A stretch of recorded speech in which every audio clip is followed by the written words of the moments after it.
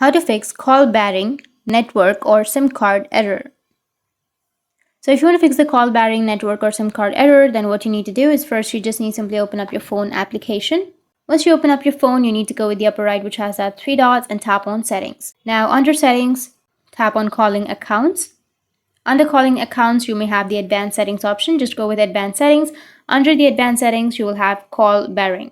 So tap on the number and then tap on additional settings. Tap on call bearing. And you can just simply go and turn the call bearing off. As you can see that here, all of the settings are turned off, right? So you just need to simply go and turn all of the settings on. Once you turn it on, then your problem might be fixed. If that doesn't fix your problem, then the next thing you need to do is open up your settings. Under settings, you can go with network and internet and tap on SIM card and mobile network and tap on the SIM one. Make sure that the SIM is enabled, and after that scroll down, and here you need to go with preferred network type. Select 2G. Wait for a few seconds or a few minutes, and then again go with the preferred network type and select 4G.